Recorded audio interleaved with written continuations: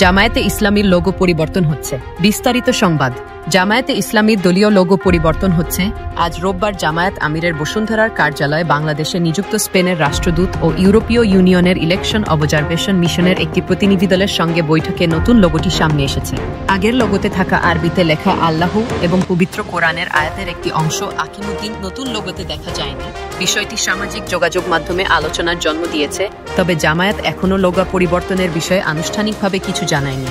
জামায়াতের বর্তমান লোগোতে সবুজ গম্বুজের ভেতরে লাল হরফে আরবিতে আল্লাহু লেখা আছে, তার উপরে সবুজ রঙে ছিল দলীয় প্রতীক দাঁড়িপাল্লা, আর সবুজ গম্বুজের গোড়ায় সাদা রঙে লেখা পবিত্র কোরআনের আয়াত আকিমুদ্দিন দিন কায়েম করো। আজ নতুন যে লোগো সামনে এসেছে সেখানে সবুজ গ্রন্থের উপর উদীয়মান সূর্য দেখা গেছে, তার উপরে রয়েছে একটি কলম। কলমটি ব্যবহৃত হয়েছে দলীয় প্রতীক দাঁড়িপাল্লার দণ্ড হিসেবে। গ্রন্থের দুই প্রান্ত থেকে একটি অর্ধ পরাবৃত্ত রয়েছে, যা প্রবেশদ্বার অর্থে ব্যবহৃত হয়ে থাকে।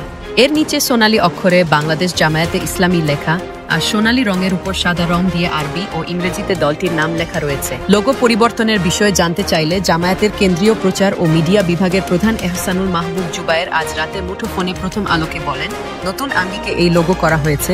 জামায়াত আমিরের গুরুত্বপূর্ণ দুটি বৈঠকে আজ এটি প্রদর্শন করা হয়েছে।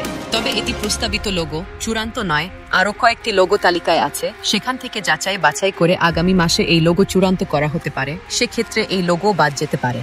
তবে এই লোগো থেকে আল্লাহ শব্দটি বাদ দেওয়া হয়নি বলে দাবি করেন এহসানুল মাহবুব জুবায়ের। তিনি বলেন, লোগোর ভেতরে থাকা কলমের মধ্যে আল্লাহ লেখা আছে। লোগোর পাশাপাশি জামায়াতের দলীয় পতাকাও পরিবর্তন করা হতে পারে বলে জানিয়েছেন তিনি। কেন এই পরিবর্তন জানতে চাইলে এহসানুল মাহবুব জুবায়ের বলেন, অনেক দিন ধরে একই লোগো ও পতাকা রয়েছে। আগের লোগোটি যখন করা হয়েছিল তখন নান্দনিক ডিজাইনের তেমন সুযোগ ছিল না। নতুন প্রেক্ষাপটে এগুলো পরিবর্তনের জন্য দলীয় ফোরামে আলোচনা হয়েছে। একটি শেপ আকার দেওয়ার চেষ্টা থেকেই এ পরিবর্তন।